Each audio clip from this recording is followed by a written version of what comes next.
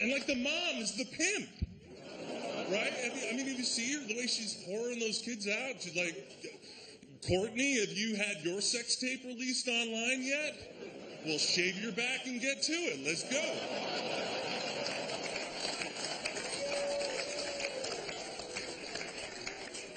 And Bruce Jenner, what the hell happened to Bruce Jenner? He was on the Wheaties box. And now he looks like he is transitioning from male to female. I mean, he looks like a bird who went through a fire. It's horrible. And I mean, he's had like a lot of, plastic surgery, and which he openly admits. He seems like a really nice guy, and I'm not against plastic surgery, but don't have your work done at El Pollo Loco. And then, of course, the king of all assholes is Octomom. She's getting her own show. Do you know this? Oh, you didn't know this? All right, well, I don't know. Maybe you guys are probably paying attention to the fact that we're in 2 wars. Let me tell you what's really important and happening in America. Okay, so Octomom, for those of you who don't know, she is a lady who was not married, no job, no husband, already had 6 kids, and some of them were fucked up, right? You know that. Some of them are. Okay. She has 8 more.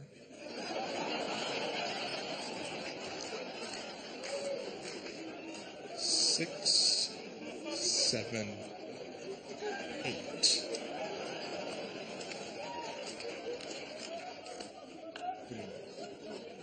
Like, her OBGYN had to close her vagina like it was an old-fashioned suitcase on a bed. Like,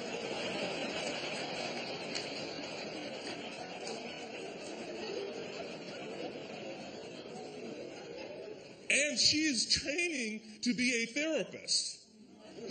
Those are the facts, not the jokes. Sorry. So, how fucked up do you have to be to go to Octomom for advice?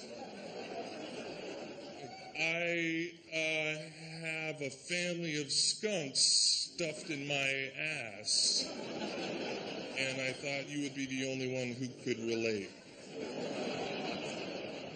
And then, have you seen her, like, the interviews of her or whatever? Like, she's got that long, wavy, jet black hair, and this, right?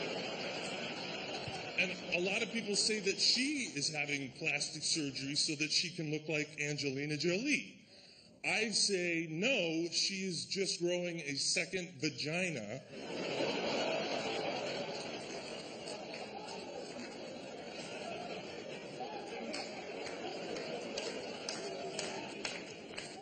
Because this one said, I quit. Fuck you, lady. You're crazy.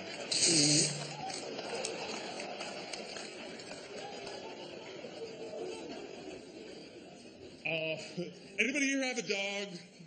I got a dog. I love my dog. You love your dogs. I know that's true. But I think that everybody who has a dog, they kind of, every once in a while, they will stumble across, they'll say the following. They'll be like, my dog is so smart. She is so smart. She's a really smart dog. Like, my dog isn't. My dog is fucking dumb, and so's yours. They're dogs. And that's what makes them fun. That's what makes them entertaining, is their stupidity. Every morning, without exception, about an hour after I feed my dog, she's laying down very happily, like this, and you just hear a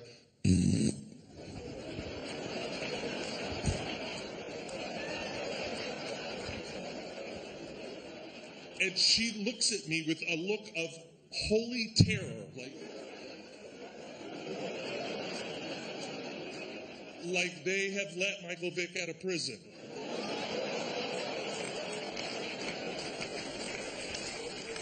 Oh, wait, they did. I guess he'll get his own show soon. Asshole. I like to think of myself as a good person. I'm not, but I like to think of myself as one. And so every once in a while, I don't know, I'll like take some stuff and bring it down to the Goodwill. And I packed up my car. It beats doing laundry. I packed up my car with stuff and brought it down to the Goodwill. And up in LA where the Goodwill is, it's not a good area. Like it's called Vaseline Alley, where which I don't, the mind wanders, I'm sure.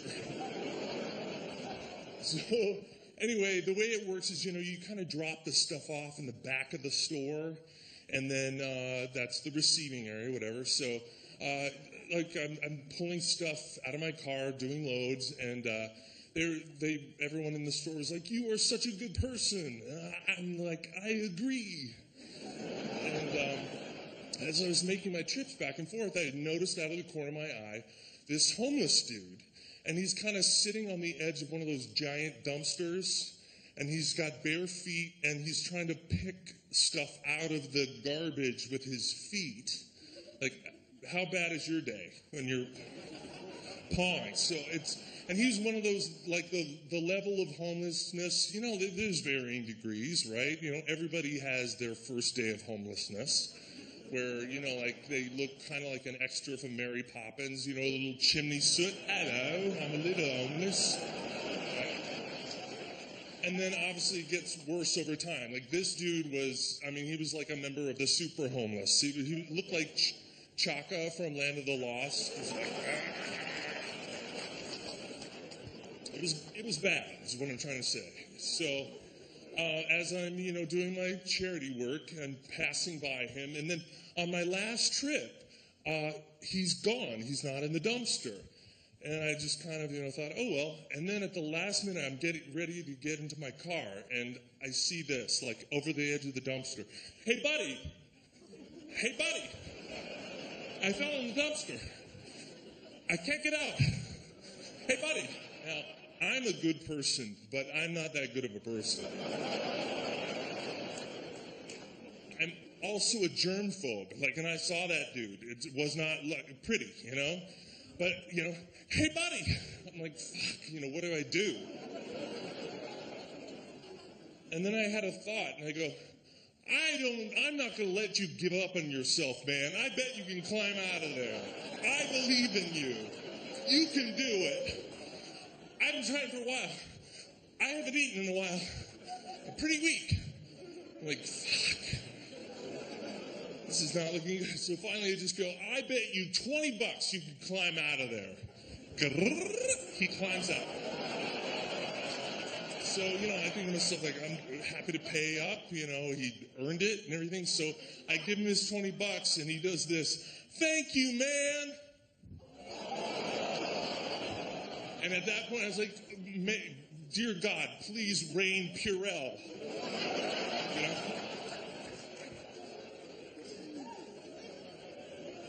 The economy here is horrible, as you guys all know, and like the housing market is really terrible. I really played it stupidly. I bought a house at the top of the market, and my house is now worth approximately what you guys paid for a couple of drinks. So, like, I would swap my house for 2 glasses of good wine at this point. And it worries me because I also, in addition to buying a house I couldn't afford, I had the kitchen and the bathrooms gutted, and I filled them with marble and, all that kind of stuff. I needed a beautiful place to kill myself, is what it is. So when you see me on the local news hanging from a Tuscan beam,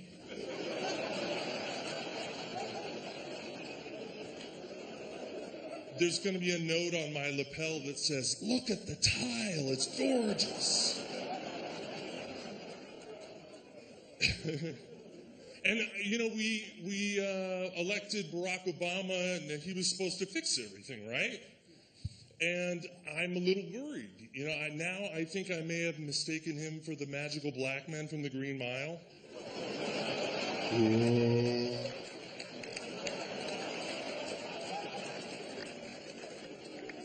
Any Catholics here in the crowd? Awesome. Excellent. All right, so for those of you who aren't, the way it works is the Catholics have a weird system. The boys and the girls can go to school together up until high school.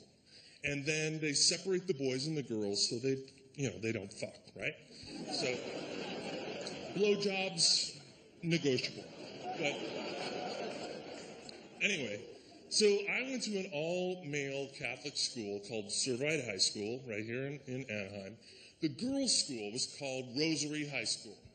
You guys ever heard of that? Okay, so yeah, it's in Fullerton.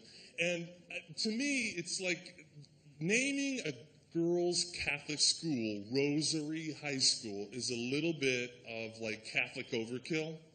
It's like calling a Jewish college Yarmulke U. Or like, I don't know, like a Muslim soccer team, the Mad Bombers.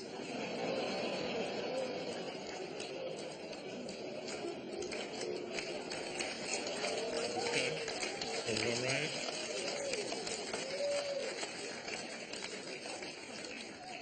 We're okay. We're all right. Oh, so wait, that reminds me. So I had the great honor and privilege of performing for our soldiers in Iraq. And yeah, they're the most awesome people in the world.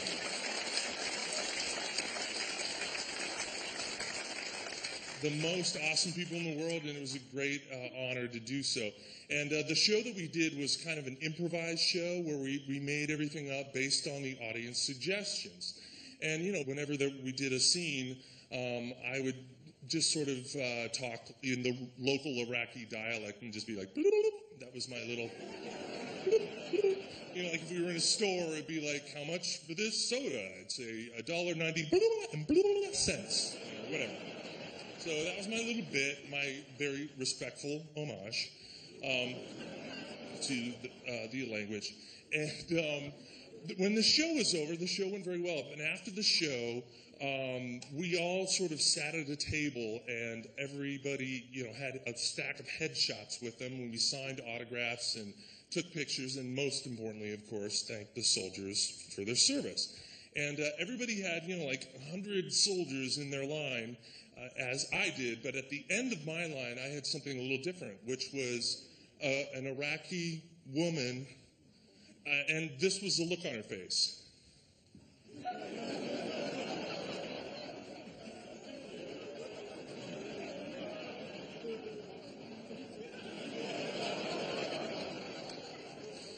So I was getting nervous, right? And as I was signing autographs, she was just getting one closer. And I was just starting to break out in a sweat and stuff. And there was just one soldier left, and then her. And so, like, as I was signing the autograph, I said, "Thank you for keeping us safe, Sergeant."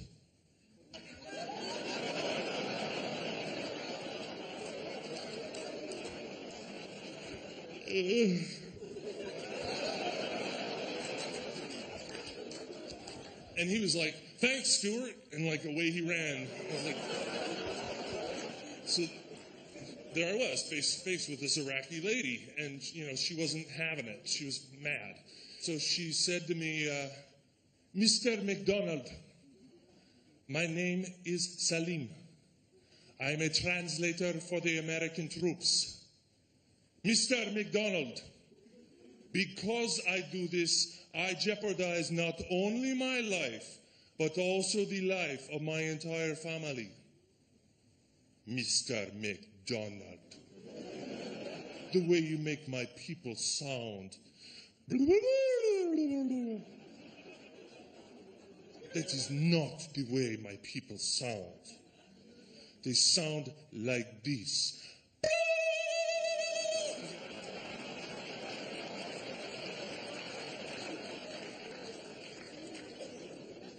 Scared the Shiite out of me.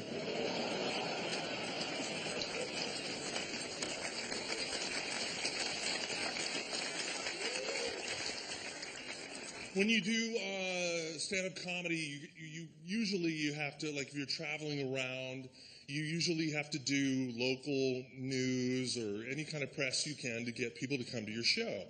And so I was in Arizona, and they had just, I don't know, it was a very nice show. It was like this local guy who had been around forever. And sure enough, he was a very nice guy, but it was this real low-rent show where it was just kind of like a corner in an office, and you had like a panel where sometimes you talked with one other person. And the worst thing that you can have as a comic is to be paired with, you know, someone who's sincere. And, you know, as luck would have it, who I was also going to be interviewed with was this lady, very nice lady, who had just overcome bulimia, a lifetime of it. And I was like, you know, what are the odds? So, and Pat McMahon, you know, is this very nice guy, but he, you know, kind of not really aware of his own impact. So he was like, so tell me, honey, this bulimia thing, I mean, I just don't get it. What's it all about? I don't understand how you get to this point. Can you explain what goes on? And so the lady was just like, well, it is, it's consuming. And then I pop in, but only temporarily, am I right? Yeah, it's about how it went.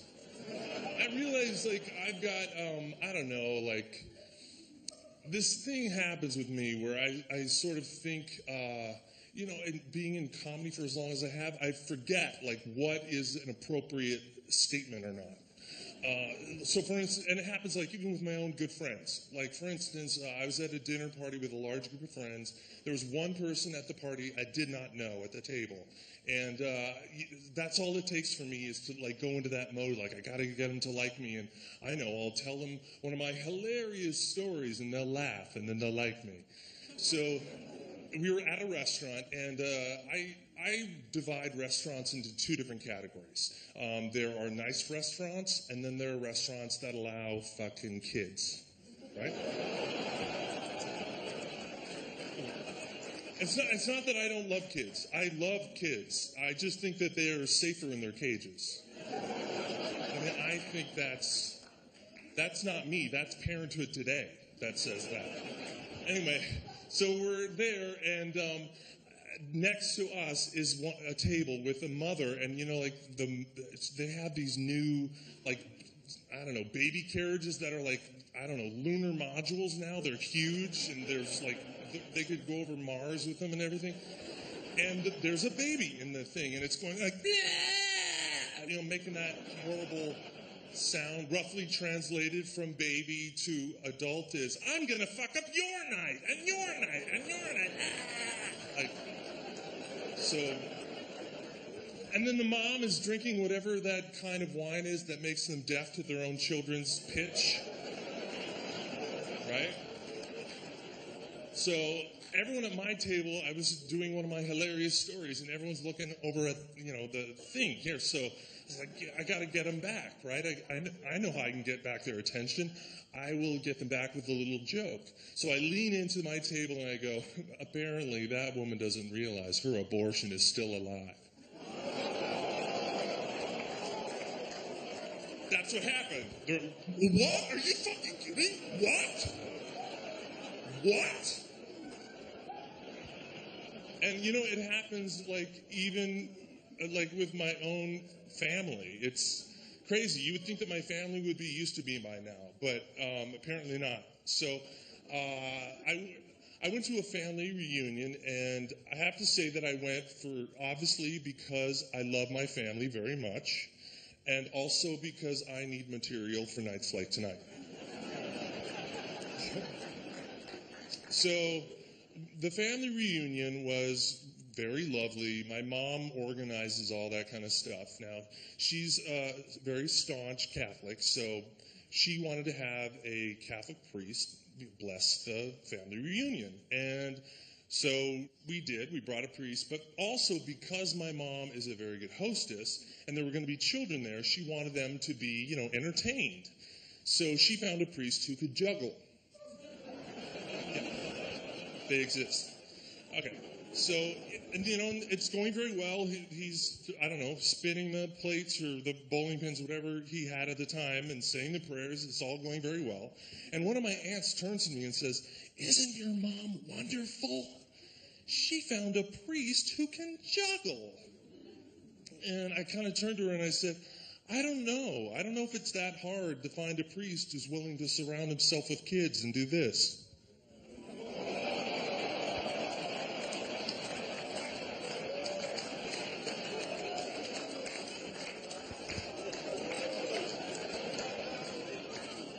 So my aunt was like, "What?" She stomps away. I lost her, right? Okay. So I went to where the men in the family were, which for me is the bar, and the safety of it. And there was one of my uncles who I had not seen in, I don't know, 10 or 15 years. And the first thing he says to me after all that time is, "Michael, have you had plastic surgery?" And I go, "Yeah, I just had my dick shortened so I could fit in with the family better." What? I was like, "Well, fuck it. I stand by that joke. I enjoyed it." So, anyway, then all of a sudden I hear from the crowd, "Hey, asshole!" And I don't know about you, but my experience has been when I'm in a crowd and I hear the words, "Hey, asshole," they mean me. So I turned, it was one of my cousins, and he goes, "I can't believe you said that to him." I go, "Why?" And he goes, "He just had prostate surgery." You just made a dick shortening joke to a man who just had his dick surgically shortened.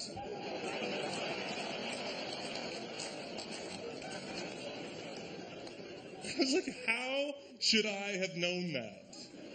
Should I have checked, his Facebook page?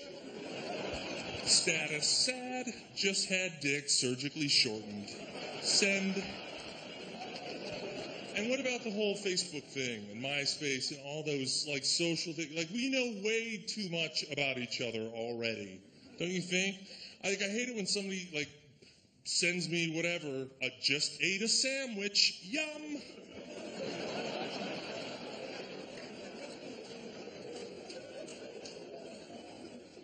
Just shit out the sandwich from yesterday. Yum. Fuck you. I sort of feel like we get our taste in comedy very much like how we get our taste in food. We end up liking whatever mama cooked up for us. So if you're, I don't know, from an Indian family, your mom probably cooked spicy food. You grew up liking spicy food. And for me, comedically, my mom cooked up giant vats of fucked up with crazy gravy. And I was like, delicious. I couldn't get enough of it. I like it. I like things sick. I don't know if you noticed. So if I can, I'd like to give you a sample of my mom's cooking. All right.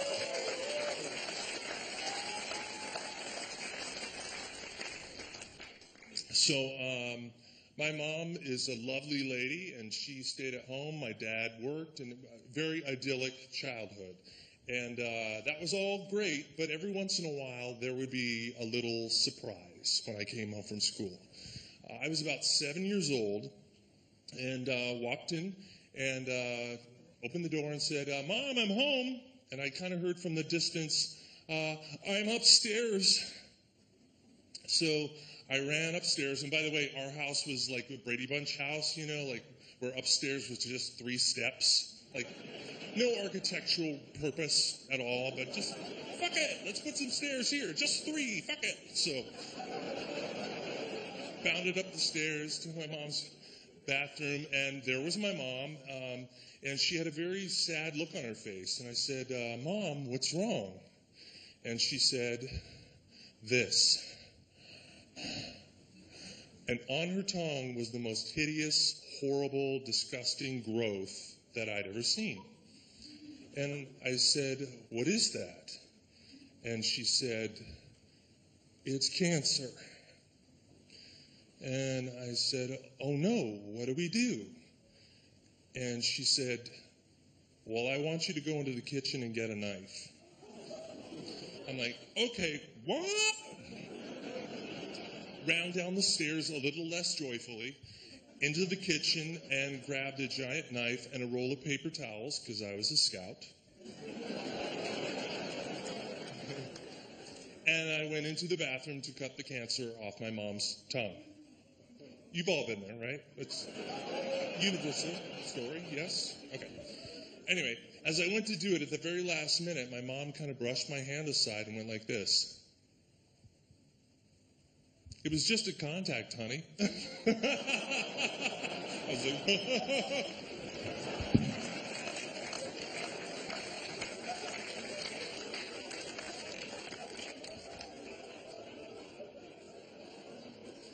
as I came to, I realized that my mom had, really given me a great gift. Number one, she felt that at age 7, I was smart enough to get the joke. And also, more importantly, you could joke about anything with her. No subject was off limits. Like, as long as it was a joke, fucking go for it, right? So I was like, let's go. Let the comedy begin, lady. You're on. Let's have at it. And so my relationship with my mom largely consisted of each of us trying to mess with each other's head via comedy. So I always felt like that was a game best played out in public. So, like, we'd be at the grocery store, and every small town, everybody knew who we were. And as we were sliding the groceries and stuff, I would just sort of announce to the whole store, Mom, why don't we also buy all of your alcohol here as well?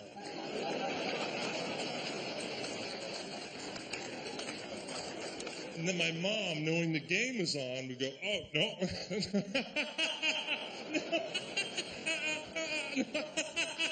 Making her look like the craziest alcoholic that ever lived.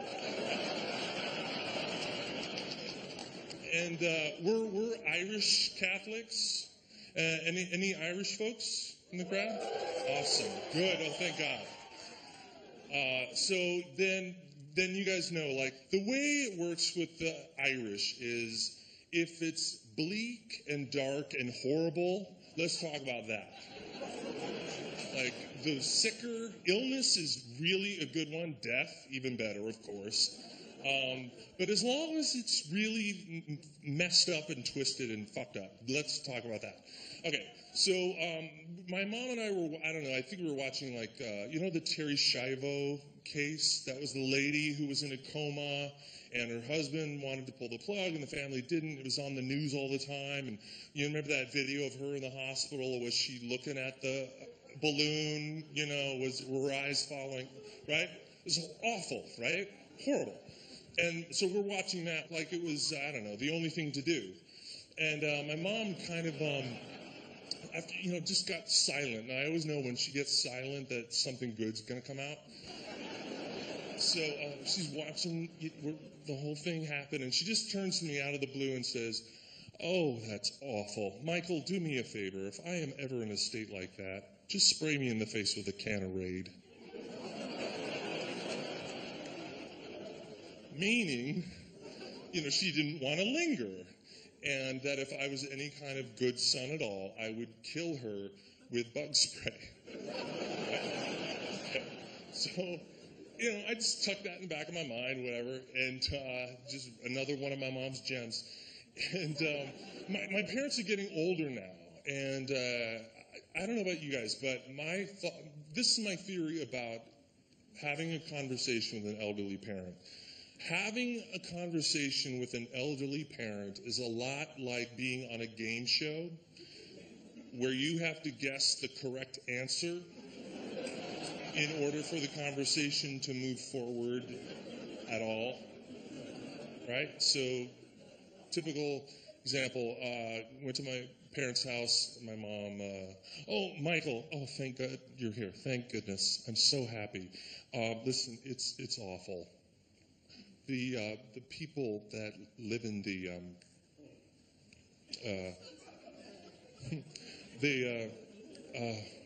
Like the neighbors? Yes. What about the neighbors? Oh, it's awful. It's really awful. They, as you know, they have, and you probably saw, and it's a mess. I'm going to take a guess and say the neighbors' trees are dropping leaves on our property. Yes. What would you like me to do? Oh, if you could talk to the guy, the little guy, the little guy. Looks like a child, but isn't. The gardener? Yes. What would you like me to tell the gardener, Mom? Well, if you could just have him, after he cleans up our yard, have him clean up the neighbor's yard, and we will pay for it. It's just, the woman next door, it's just awful. She just came down with a terrible case of, don't tell me. It's, you do not want this. Oh, Alzheimer's.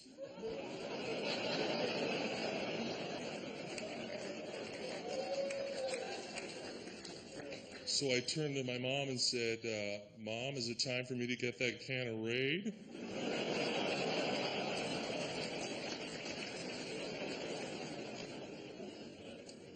And my mom sort of snaps out of me and goes, no. But if you ever do ask me that question and I don't know what I'm talking about, use it. That's my mom.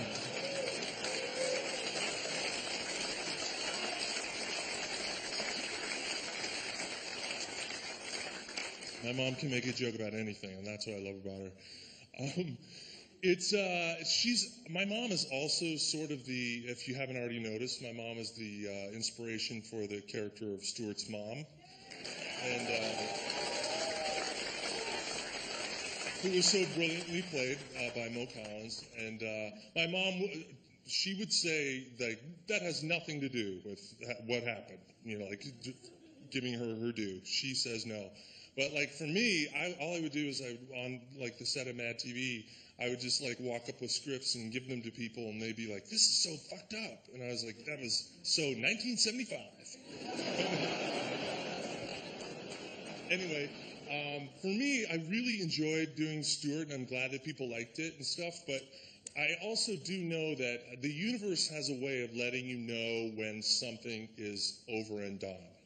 And that happened for me doing a Stuart sketch one time. We were shooting a Stuart sketch. We were on set, and I was in my wig, and I had my big shoes, and I had my rouge on, my plaid shirt, and my eyes were crossed. And we were doing this scene.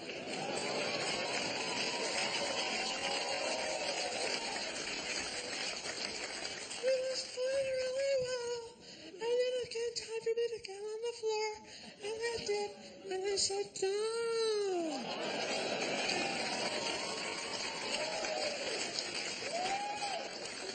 And then out of the blue, the sound guy comes out and says, "Sorry, we got to cut. There's a sound issue. Not a big deal. Sorry, just a sound issue." And I was kind of irritated because I don't like to, stop and start. But that's, the way show business works. So I was like, all right, let's do it again. And got back, applied rouge, got my wig straightened, and away we were doing the scene. And it was going really well again. We were having a lot of fun. I was going a little farther, and then finally I had to get down on the floor. And I did. And I said, "Down." And again, the sound guy comes out and goes, "Cut, we got to cut." And now I'm fucking mad, right? So I want to know why we have to cut. He's like, "You want to know?" I'm like, "Yeah, I want to know." I got street, but I'm dressed as a baby. I want to know. He's like, "All right, I'll tell you. Every time you kick your leg, your knee is clicking so loud it's picking up on the microphones." And yeah, it hit me like a ton of bricks. Holy shit, I am way too old to be playing a baby. And, getting older is, I don't know, it's really, I like to try and find, the humor in anything. It's really hard to find the humor in getting older because it just fucking sucks, right? Like, if you're a dude, like your balls drop. And, like a good day for me is when I don't sit on my balls.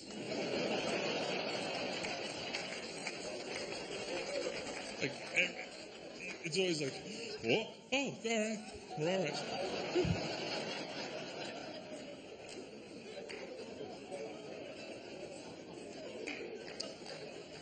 Do you guys all know Kathy Griffin? Yeah? So she's an old friend of mine and a very funny comic. And Kathy and I, we've known each other forever, and we've always had this little game that we've done where we'll be having a conversation, and then just out of nowhere, at a moment of Kathy's choosing, without any notification to me, she will just yell out, "Catch me," and then she will jump in the air, and I have to fucking catch her. Because that's so much fun for me. Anyway, so we've done it forever, and I hadn't seen her in a long time, and we finally ran into each other, and we're talking about stuff, and in the middle of the conversation, she just says, "Catch me," and I was like, "Catch me? What's that mean?" "Oh, fuck, right, the game." So I went to catch her, but of course I was, a little slow, so I caught her down low like this, and I don't know if you've ever had that thing happen. Like, have you ever been macheted in the back? It's the same thing. Like, have you been macheted from the top of your head to the tip of your heel? Sliced? Okay, so that's what fucking happened. But I was embarrassed because it meant I was older, right? So I didn't want anyone to notice. And luckily, as I let Kathy go, she was talking about her career, so she's like, blah, blah, blah, blah. She didn't notice a thing at all. But I had to, still walk away, and it was like one of the extras in Michael Jackson's Thriller video. I was like,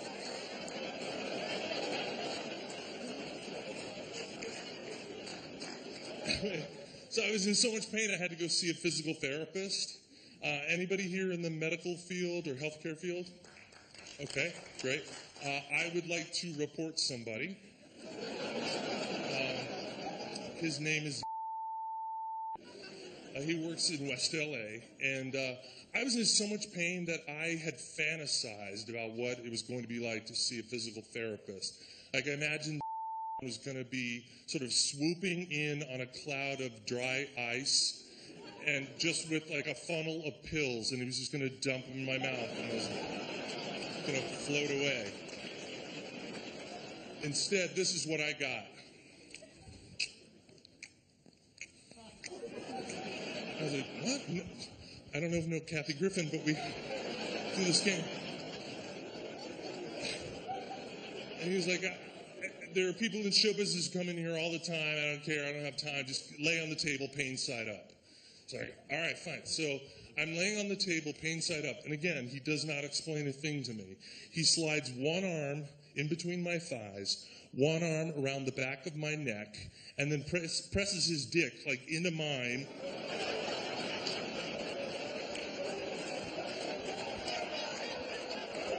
Manipulating my spine, saying, "Let it go! Let it go! Let it go!" I pop off the table like, am I on YouTube? Is this porn? Am I a porn star?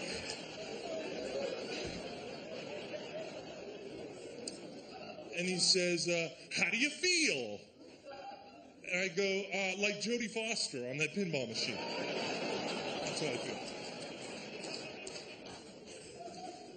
And I had to go see him for 2 months, but I will say this, he eventually did, it all worked out, because look what I can do. There you go.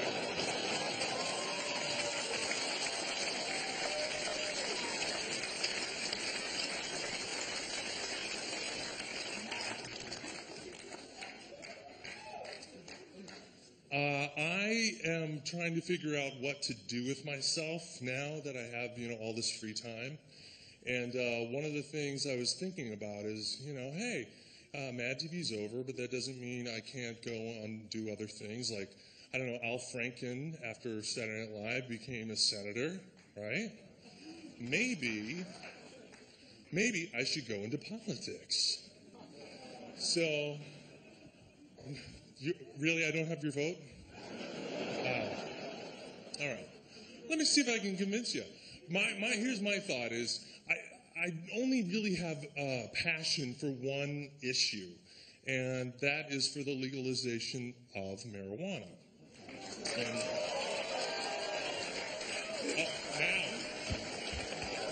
now she's on board. All right. Now I notice not everybody cheered, and I get it. Like that, not everybody is in agreement, but that would be my job as a politician, is to bring everybody aboard to my way of thinking. So let me see if I can do it. I think that, and I know that this first one's going to sound a little vague, but I think we should legalize marijuana because it would just make everything better. Starting with your friends. Like, if you have unfunny friends, get high. They're going to seem hilarious. And then there are people on the left. Well, you guys are all interested in recycling, right? Well, how about this? When you're high, you can recycle anything, including old TV shows. Like, I can watch an old episode of Charlie's Angels that I've seen a million times, and I will just stand up and go, I don't think they're going to get out of this one. For those of you on the right, maybe terrorism is an issue, right? If it was mandatory that everybody in the world had to get high, terrorists would be like, hey, would you like to go kill innocent civilians, Ahmed? And Ahmed would be like, how about we kill this bag of Doritos? Right?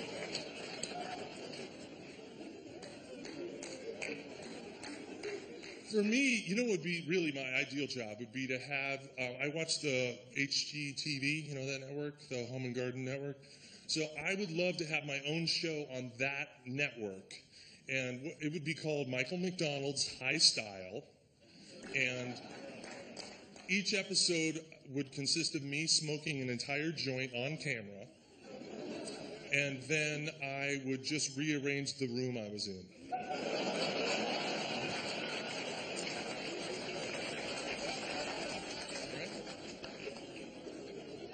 So I have this pet peeve about Christmas letters that are sent out. The Christmas letters that people send out that are like, they have everything that you did that year that nobody asked you about, right? So I want to read a real Christmas letter to you. This is a letter I received, and tell me what you think. I hope you enjoy it as much as I do.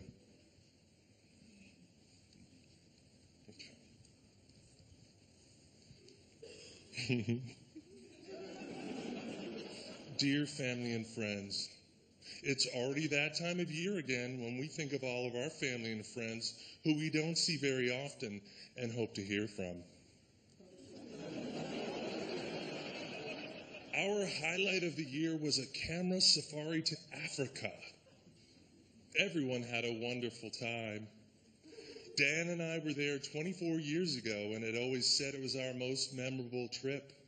So we decided to return to some of the places and visit new ones with the kids. That is one area of the world where nothing has changed. There are still military men running around with rifles who shouldn't have them. Did I mention this Christmas letter? We visited a Maasai village where they continue to make their huts with cow dung, urine, and animal skins. Everyone sounded like they were infected with TB.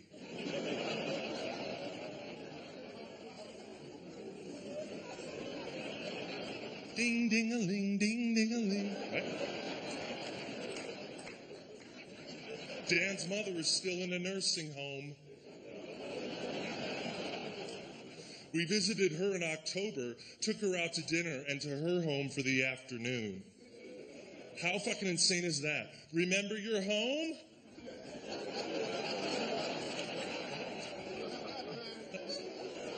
Yes.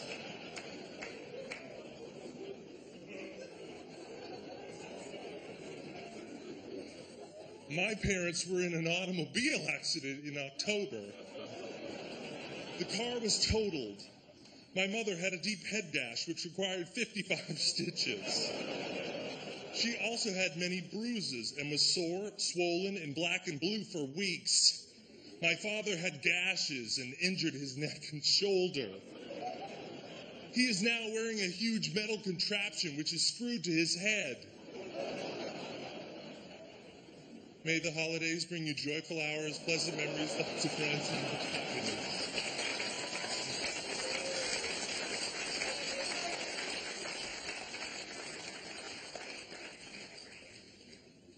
Yeah.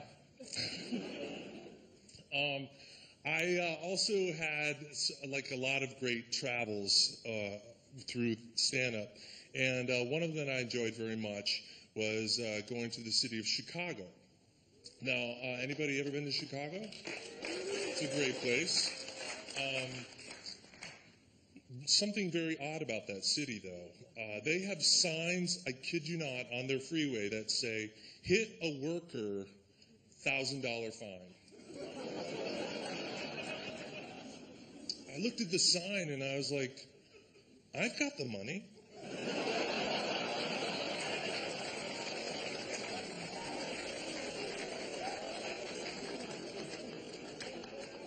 Hadn't even thought about it until you put a price on it.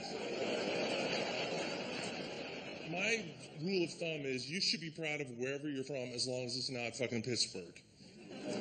Have you guys, anybody here from Pittsburgh or ever been there?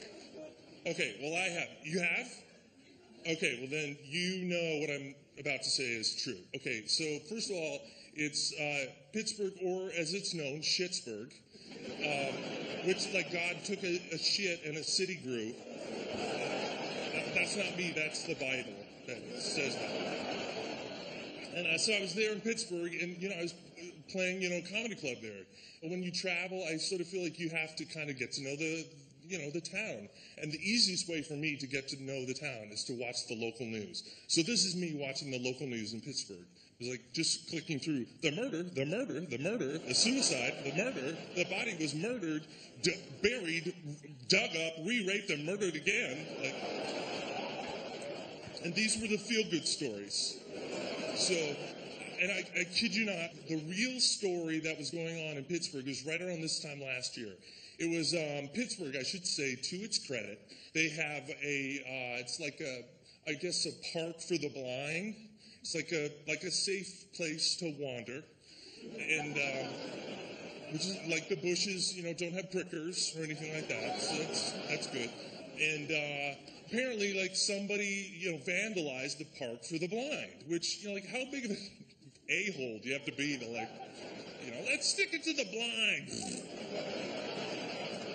So, but Pittsburgh is so horrible that even the blind know it. Like, they're like, I can see the shittiness of Pittsburgh. Like, anyway, so the news was reporting on this story all about how the blind, park had been vandalized, and the way the news, like, they throw to the roving reporter. So they kind of threw to her, and the lady was so upset that she literally didn't even hear them, and she was just looking. Oh, am I on? Okay. Am I?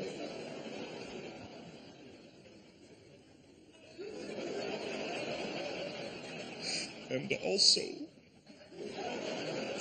like, she couldn't even get the story out. She was so upset. And this is where, like, I could never be a reporter, because I would have been like, well, let's get to the bottom of it. Did any of the kids see anything?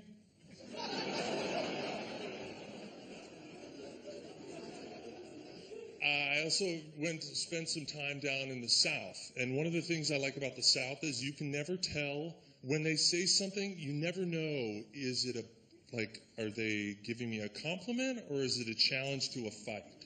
Like, you just don't know.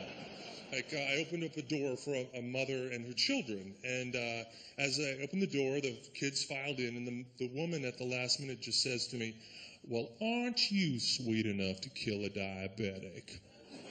And I was like, yeah, that's pretty sweet. I'll take it. Like, a lot of towns are very particular about how you say their town. Like Louisville, Kentucky. It's spelled Louisville, Kentucky, right? And it's not even, you don't even pronounce it. If you call it Louisville, they'll get mad. It's like, it's Louisville. It's Louisville. We like to say it that way so that when we're pulled over for DUI, we get the town right. I'm from Louisville, officer. You may go. They're very, very particular. And a lot of times when I go on the road, I have to, fill up the days. I work at night, and I go to a lot of movies, I guess. And for me, my general experience has been, if you work in a movie theater, you are either a teenager or there's something wrong with you. And sure enough, I already knew, I could tell there was something wrong with the person working there. His head was so pointy that if I was a baby, I'd want to stack rings on it. You know what I mean? And he had, his shoulder blades jutted out really, far this way. He could applaud with his shoulder blades behind his back. It was just a very unfortunate looking fellow. And, but there's no big deal, right? Everybody has their cross to bear or whatever. And so sure enough, I go to, I wave the ticket at him because a lot of times they don't, necessarily care. But he was like, I need to tear your ticket in order so that you can go to the bathroom if you need to go. And we know that the count. And it's like, holy shit. Okay, it's worse than I thought, right? His voice sounded like Kermit the Frog with a brain injury, is what it was. So wow, okay, sure enough, buddy, here you go. Here's the ticket. And as I handed him the ticket that he said he wanted to tear, his arms were kind of crossed, defiantly. And I was like, what the fuck is... And then I looked closer, and they weren't like this. They were like this.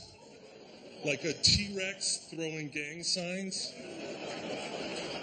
But they don't come undone, right? So, now I'm like, holy shit. Okay, we're going to have to work as a team to get this thing done, right? So I go to put the ticket in the top of his hands, and they weren't opening. And I was like, Jesus, dude, help me out. And so he goes, if you put it in the bottom, which, if I had a nickel. I'm kidding. So I go to put it in the bottom, of the thing, and I get it in the bottom there. And for me, I've just found that, I have a degree of fame that can just get me into trouble. So as I'm I get the ticket in the guy's hands, and he's trying to tear the tickets, which, I can't even, that's hard to get the torque from that angle, right? That's tough for anybody. So I just turned to my buddy and really quietly just whispered, man, for him, tearing one ticket is like, tearing a phone book in half. And all of a sudden I hear this behind me, and I look, and it's this lady, just a stern lady, give me this look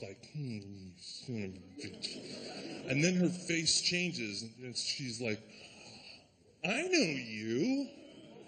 I watch you every Saturday night on television.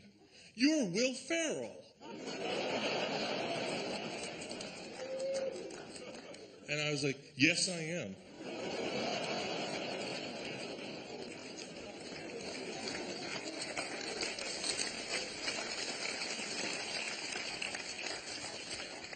So probably my favorite town of all to visit is Nashville, Tennessee. And it's, as you know, it's famous for two things, country music and its lesbians. And those are two of my favorite things. I love lesbians. I feel like here we all are, and here's lesbians. They're up here. And the reason is, they have the warm, loving heart of a woman, the can-do spirit of a man, and the best weed. It's true. Love your lesbians. Okay, so I was in Nashville, and I wanted to, combine my love for country music and for lesbians, and we went to a lesbian karaoke bar. And by the way, I'm not talking about lesbians, sorority girls who did a tequila shot off each other's neck. I'm talking about lesbians, right? You know how in the cartoons, like the Roadrunner cartoon, the Roadrunner would stop midair, they'd freeze frame and be like beep beep, and he'd freeze, and then underneath it would say Birdus Fasticus or whatever. And the lesbians there, it's like they stop, boom boom, and they've got sensible hair and a flannel shirt and a keychain like Schneider from One Day at a Time. Lesbianas Americanas, the real thing. Okay, so we walk into the lesbian karaoke bar, and I was immediately greeted by the head lesbian, and they, very structured society. And she said, it's nice to meet you. Welcome to my bar. My name is BJ. I know. I was like, wow, a lesbian named BJ. That is like a gay man being named Cunnilingus. It's ironic. So BJ introduces herself and then says, would you like to get high? And I was like, yes, please. Thank you very much. And I should just say this right now. I have medical marijuana. I have a prescription for it. I'm not doing anything illegal, and it's all, you guys know we have medical marijuana in California, right? All right. And it's a very, you thank God. It's a very strict process. You go to a doctor who has a clinic in a mini mall, usually. And they put you through a very serious exam, and they ask you things like, what is your illness? And I said, I am sick of not being high.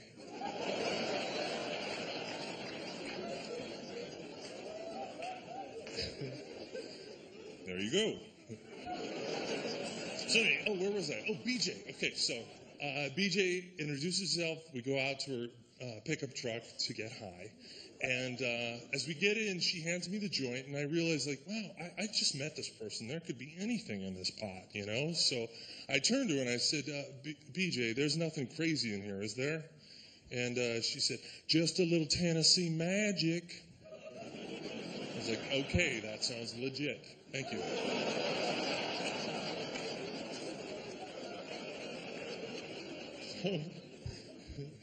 And as I went to smoke it, I committed the ultimate stoner faux pas, which was, I guess I'm kind of a nervous person. I've always had kind of a nervous way about me. My hands are a little shaky. I'm just nervous, and I don't know, it's ever since I was little. And I don't know what it's from. It might be because my mom put a contact on her tongue and said it was cancer. I don't know. I'm teasing. My problems are my own, Mom.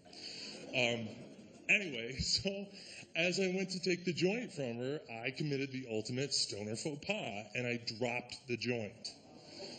Oh, listen to this. These guys are, oh, no! You're with me. And as it fell, it just, in slow motion, I was like, no! But I didn't get it in time, and it disappeared amongst all of the big gulp cups on the floor of BJ's pickup truck. And then, like a flash, she pulls out this thing like an antenna with a grabber on it, and she just fishes in the dark and whips out the joint in nothing flat like a lesbian MacGyver. I go, BJ, how did you do that? She goes, I'm a lesbian and a school teacher. We get shit done. So love your lesbians. I guess I'd have to say that, you can probably tell from tonight, like, I don't know, I've met and known a lot of awesome women in my life. The way I see the world is like women really run the world and they just let men pretend that they do. And that's fine with me. It's too hard to do.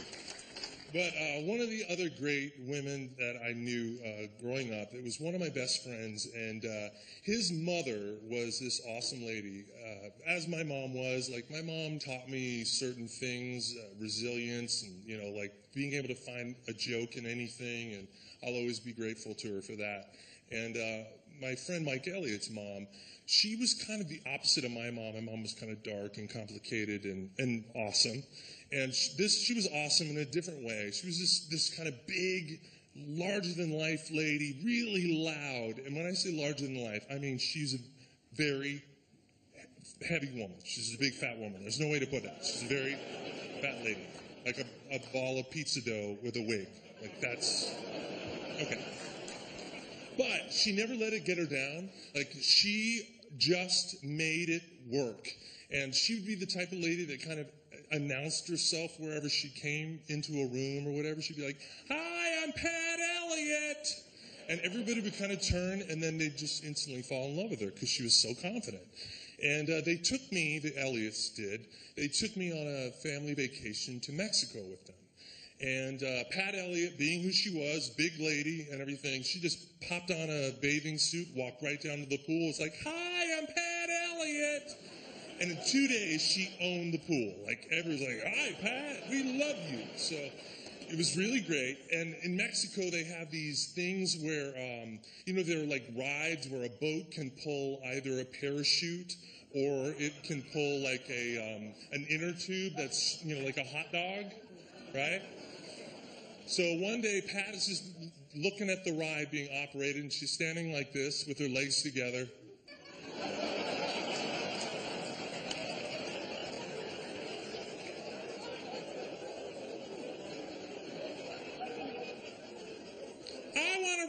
Giant hot dog. So like everyone around the pool is like, "Honey, get up. Pat's going to ride on a hot dog. Get up. You want to see this." And Pat kind of, thunders down the beach to where the ride operators were. And the way it works in Mexico is like all the important jobs, the concierge and things like that, they're all done by like the taller, more, I don't know, Caucasian-looking or European-looking Mexicans, with the more Spanish-looking Mexicans. They do all that, the front work. And then all the real work is done by these little fuckers that come out of the hills, right? That's the way it is. So these two little dudes next to Pat, like they look like hors d'oeuvres. And they were just like, what the, okay. Adios, feel. And she goes, "I want to ride on a giant hot dog." And they like look at Pat, they look at the number on the engine with the horsepower, and okay, Pat, go ahead, okay. And there was like a guy already ready to, ride. He's like, "Pat, why don't you just go ahead and take this? You go ahead." So one of the great things about the water is that it's a great equalizer. And so, Pat got in the water, very graceful, and just kind of slid right up onto that giant hot dog. And she's ready to go. And so the little, Mexican dudes just kind of throw the engine into like high gear. And if an engine could talk, it would have said like, "Are you fucking kidding me?" And it takes off with Pat. So sure enough, Pat is going back and forth like, down the beach. "Hi, I'm Pat Elliott. I'm riding this way. I'm on the giant hot dog. I'm Pat Elliott. Now I'm going this way. No hands. I'm Pat Elliott. Woo!" All of us, there's like 100 people gathered watching this, just like, "Go, Pat!" Like everybody's behind her. We love her. So sure enough, the ride comes to an end, and she slips off the thing. And the way the beaches are, they're a little steep, and you have to wait for the water to recede. And then in between wave sets, you walk up.